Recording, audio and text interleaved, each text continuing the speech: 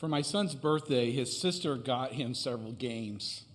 And there's one particular game that we were playing one day, my wife and I. We were selected to play the game with him.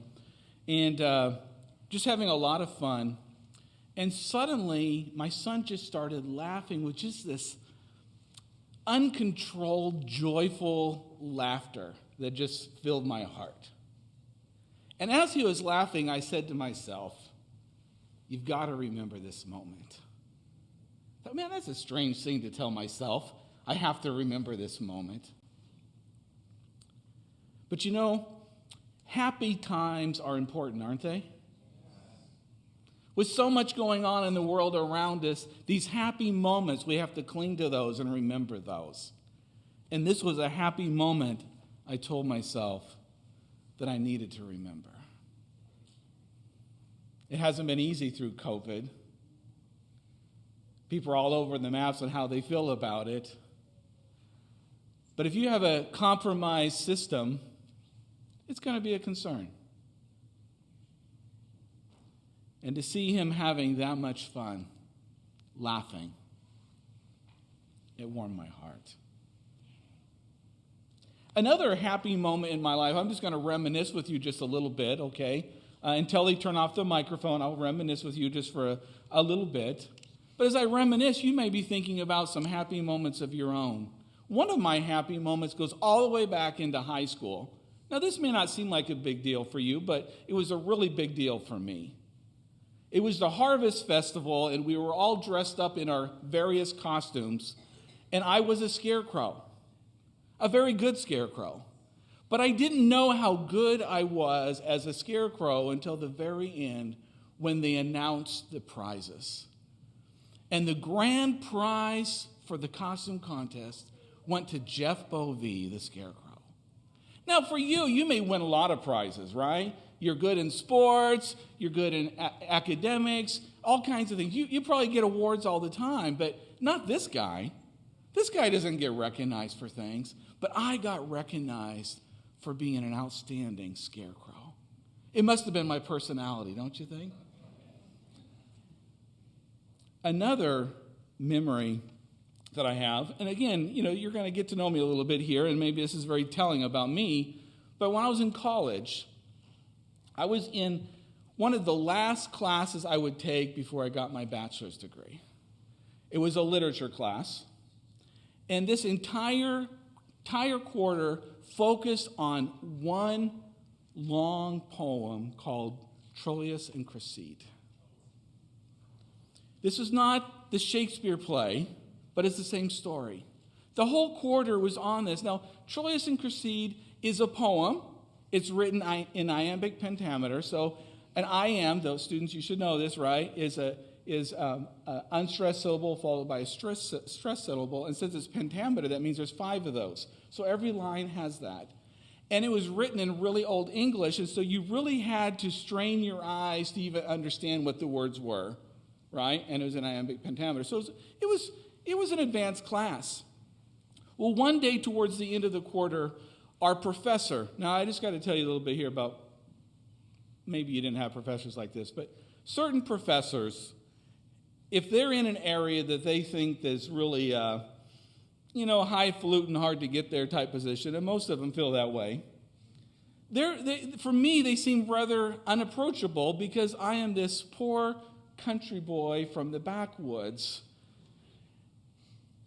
But her assignment was, we were supposed to, because this is a love story, we were supposed to write a response that Cressida, the lady, would write in response to her boyfriend, Troilus. And it had to be an iambic pentameter, and it had to really meet the spirit of the entire poem. And so I labored all weekend on that thing. Just put a lot of time into it because I thought, man, there's no. I'm going to get better than a C on this thing. I'm going to show her who's who. So I turned it in, and the next class period, when I went to my next class period, the teacher, she said, I have an assignment here that I just want to share with you guys. That is just above and beyond, completely captures this whole poem, and is exactly what Christine would say to Troilus. And she started reading it, and I thought, that sounds like mine. It was. I got recognized. So like I say, it may not be a big deal for you, but it is for me.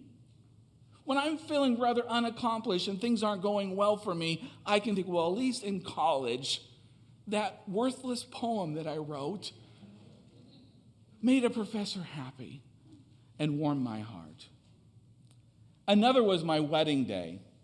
My wife and I married in Taiwan. We organized our whole entire church wedding ourselves and just had to me, it was one of the happiest days of my life. We just had a lot of fun. Now, understand that the whole thing was in Chinese, and although I could speak a little bit of Chinese, understand some, she had to squeeze my hand when it was time to say I do. Just so I don't even know what the vow was really. Okay, I'm still finding out what some of those things are. Another happy moment for me was holding my daughter for the first time. When they handed her over for me to hold her. That was a precious moment. The next one I have to share with you is holding my son for the first time. I got to carry him all the way from the operating room where the cesarean was done, down to the nursery, down in the elevator, all the way down. Got to bond with my son. Another one is my daughter's baptism, a big day, being baptized down at the river at Milo Academy. Another one, this may sound silly to you, it was a big one for me. The day my father said he was proud of me. Do you know, it wasn't until I became principal of an academy. I've been waiting my whole life. I'm sure he was proud of me, but he said, Jeff, I'm proud of you. That was a special moment. Then my son's baptism. He was baptized in a river as well, more of a creek, wide creek, shallow creek. I don't know how they found a deep enough spot, but that's where he was baptized. Another very special day. These are just a few happy moments, and like I said, you were probably thinking some as well, but not all of life is happy now, is it? There's challenges. There's real challenges.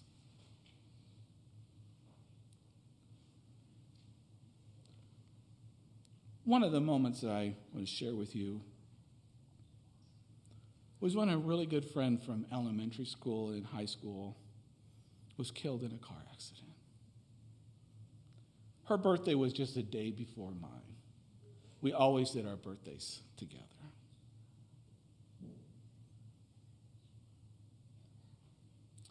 Another time that really scared me really bad, I really was challenged, was living through a typhoon in Taiwan.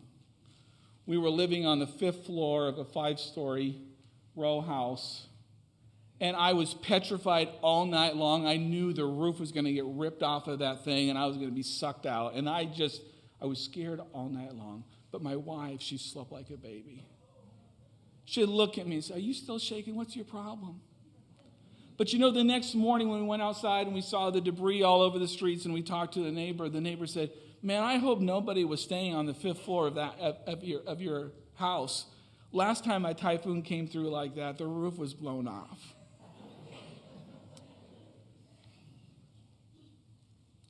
Another moment that was really challenging for me was the day my daughter was born. Now, I just told you one of my happy moments was holding her in my arms.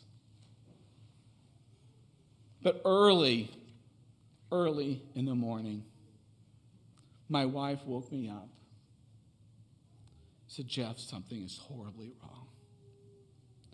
And I quickly ascertained that, yes, things were not going well. Something was wrong. My neighbor who lived behind us was a paramedic, and he would tell me all throughout the pregnancy, he tells all these kind of stories about these people who would panic, and there's nothing to panic about. Everything goes well.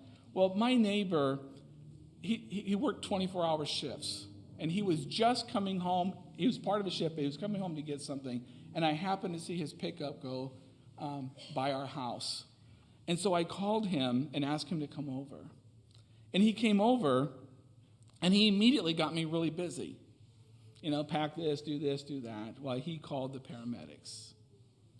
When we got to the hospital, I knew things were grave because all of the medical personnel had very, very serious looks on their faces. They were all very concerned. I don't think they're supposed to show that concern to the patient, but they showed it. And I remember when the anesthesiologist finally came, because that's what they were waiting for, the anesthesiologist came and they rushed my wife and unborn daughter to the operating room. And I was left in that birthing room all by myself, just praying, God, please save them.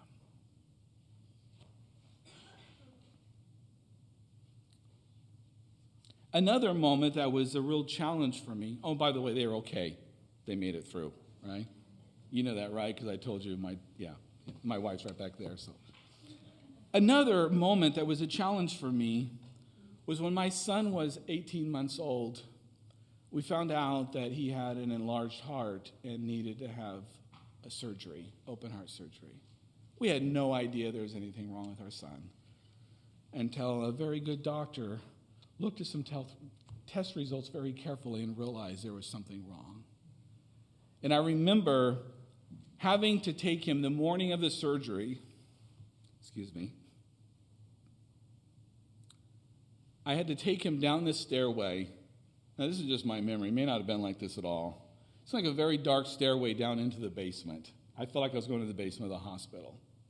And when I got there, holding my son very closely, they came up to me and said, we're going to give your son a shot now, and it's going to relax him, and then we're going to take him. And while I'm holding my son in my arms, just scared to death for what's going to happen in the operating room, they gave my son a shot and took him out of my arms. That was a very difficult moment. That wasn't a moment that I would put on the happy list.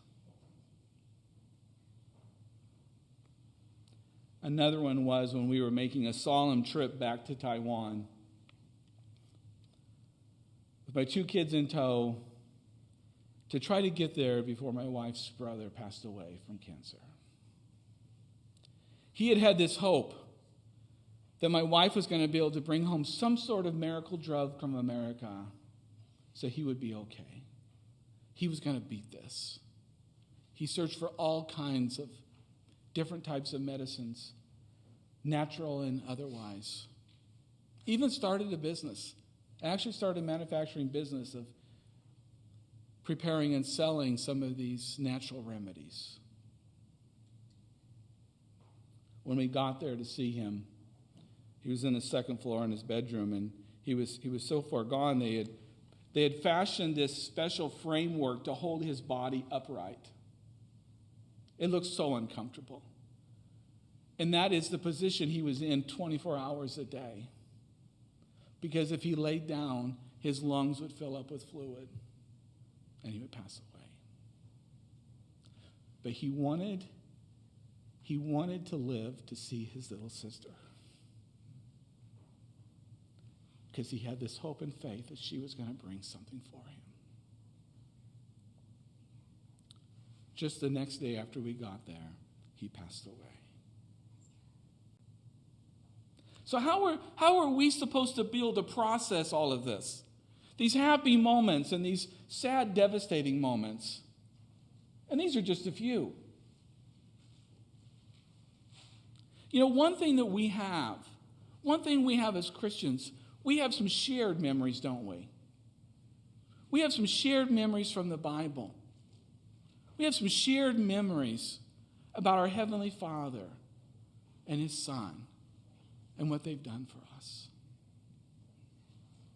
And I think it's so critical that our young people, we'll get to older people here in a moment, okay? I think it's so critical that our young people learn their Bible, learn their promises. And I'm sorry, John, I'm going to say the word story, okay? I'm going to say story because I think it fits.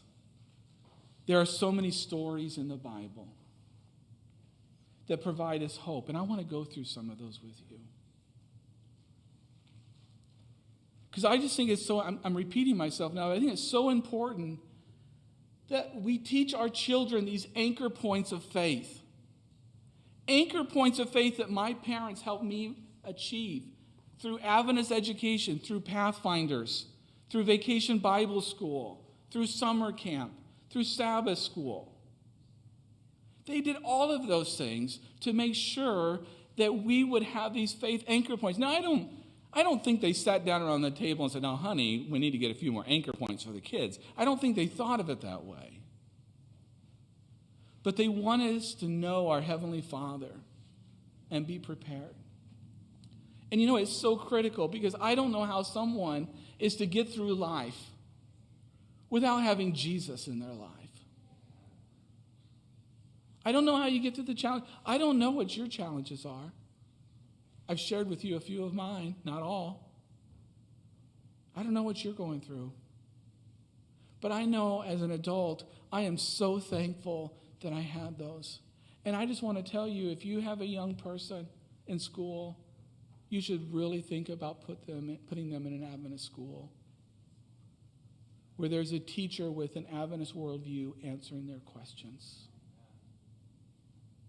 I am so thankful that my parents did that for me.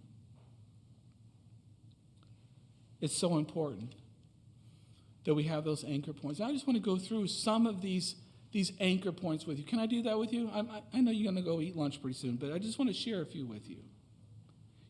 Like for example, God providing manna for the children of Israel. He provides for our needs. Do you know if I ever have questions or I have concerns or things aren't going well for me, I can reach back into my memory from what I've learned from the Bible that'll give me comfort. Another one, children of Israel are crossing over the Jordan River to go into the promised land. And there is the city of Jericho with its walls. Were those walls any type of challenge for God? No, all they had to do is march around that city 7 days, and on the seventh day, do it 7 times, and the walls came crashing down. All they had to do is obey. Now, some of you right now may think that you have walls, boundaries, borders in your life that's keeping you from doing something. And I want to say that's not true. Because the same God that tore down the walls of Jericho is here to tear down the walls that you face. And I think our children need to know that. The story of Naaman. He was asked to do something very simple. Just to bathe 7 times in a very dirty river, and he would be healed.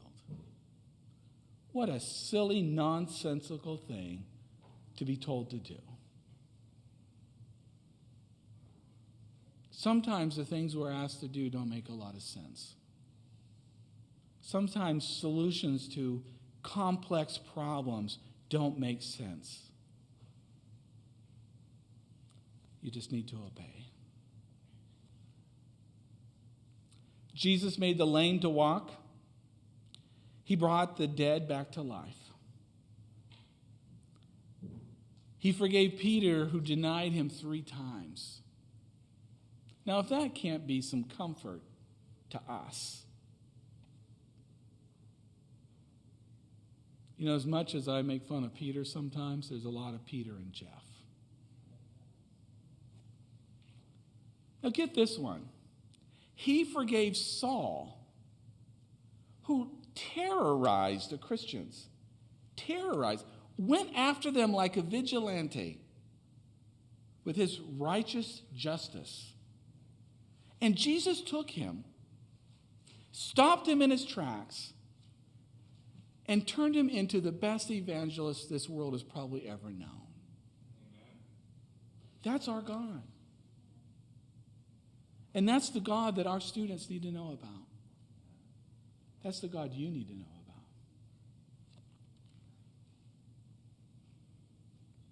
One of my favorite stories in the Bible, I want to read this one to you. If you want to turn to it with me, you can. It's found in John chapter 8, verses 1 to 11. John chapter 8. Jesus returned to the Mount of Olives, but early the next morning, I'm sorry, I'm going to start over again here. Jesus returned to the Mount of Olives, but early the next morning he was back again at the temple. A crowd soon gathered and sat down, and he sat down and taught them. As he was speaking, the teachers of the religious law and the Pharisees brought a woman who had been caught in the act of adultery. They put her in front of a crowd. "Teacher," they said to him, "this woman was caught in the act of adultery. The law of Moses says to stone her. What do you say?" They were trying to trap him into saying something that they could use against him. But Jesus stooped down and wrote in the dust with his finger. They kept demanding an answer. Soon he stood up again and said, "All right, but let the one who has never sinned throw the first stone." Then he stooped down again and wrote in the dust. When the accusers heard this, they slipped away one by one, beginning with the oldest, until only Jesus was left in the middle of the crowd with the woman. Then Jesus stood up again and said to the woman, "Where are your accusers? Didn't every one of them condemn you?" "No, Lord," she says. And Jesus says, "Neither do I. Go and sin no more." I think it's so important that our children know about this story. We are all sinners and have fallen short. All of us. But you know, there are certain sins, these are the bad ones. You do these, you better watch out. You better hope no one in church finds out. Better find out your enemies don't find out.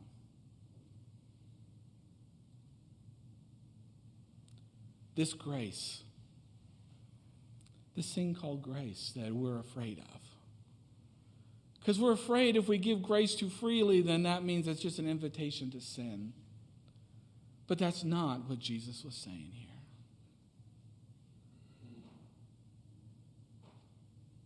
All have fallen short.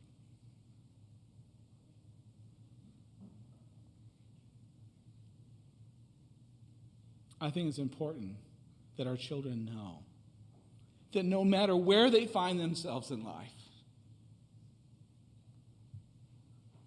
no matter what the problem is, no matter what they've done or what people think they've done, that they have an advocate, that they have someone that's looking out for them, and they have somebody that'll see them through.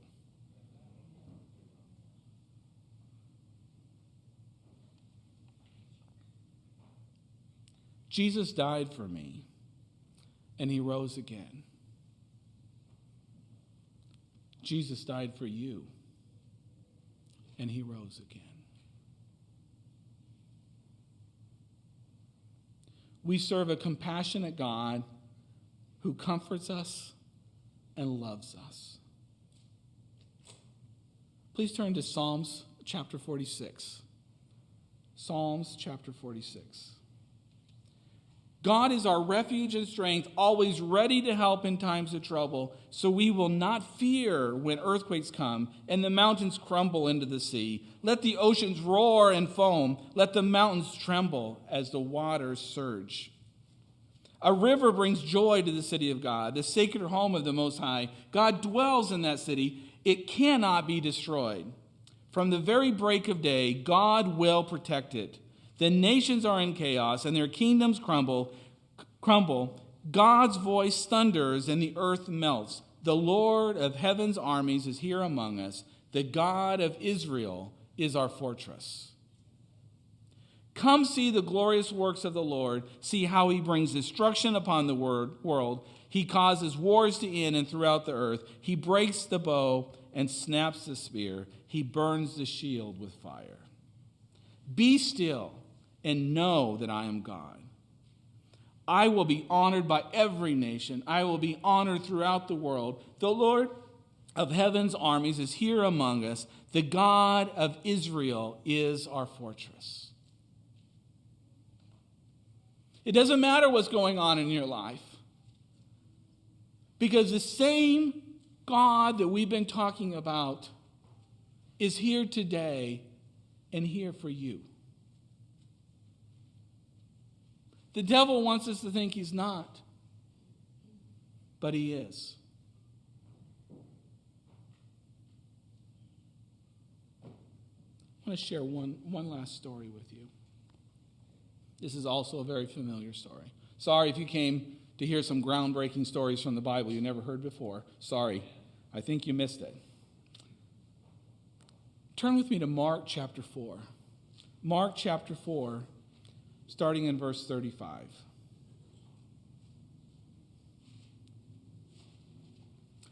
As evening came, Jesus said to his disciples, "Let us cross to the other side of the lake."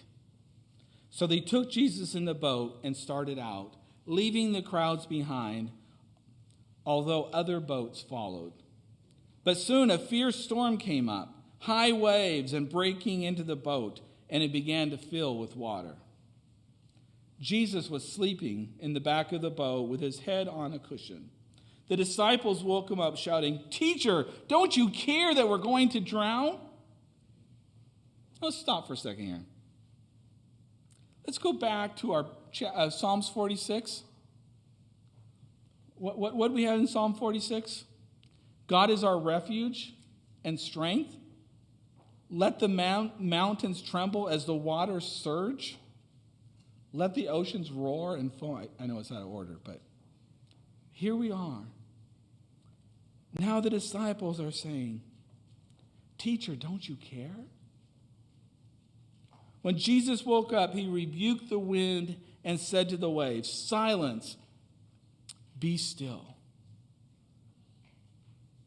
Doesn't it sound familiar? Also from Psalms? Be still and know that I am God. Suddenly the wind stopped, and there was a great calm. Then he asked them, "Why are you afraid? Do you still have no faith?" The disciples were absolutely terrified. "Who is this man?" they asked each other. "Even the wind and the waves obey him."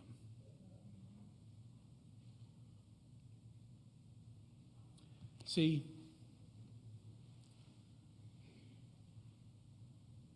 we are supposed to have this faith in God,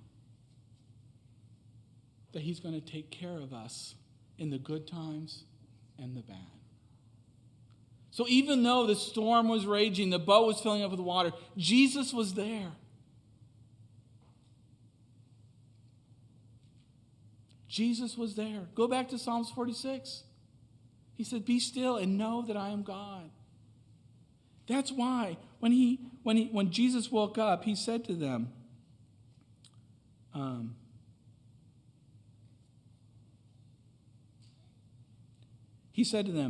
"Why are you afraid? Do you still have no faith?" We need to be assured that no matter what we face, we're not alone. We just need to ask him to be there with us. And no matter what happens to us, sometimes bad things still happen to good people. Sometimes the boat does go down.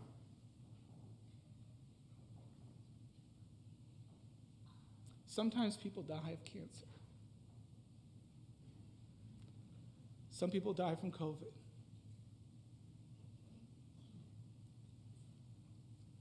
But Jesus is still there. The big picture is that he's waiting to take us home with him. I think it's important that we have a perspective. we have a perspective, a shared perspective. Even though I told you stories of happy memories and sad memories, difficult memories for me, those are mine. But we have a shared set of memories, don't we? We have shared as Christians, as children of God. We know what he will do for us. We need to keep those forefront in our minds. And we need to make sure that we're doing everything we can to bury those deep in the minds of our children. Because we're not always going to be there to help them make certain choices. We're not always going to be there to help them process decisions they've made and consequences they face. But we can make sure that they're taught and they learn about this Jesus and this God who created them and who loves them.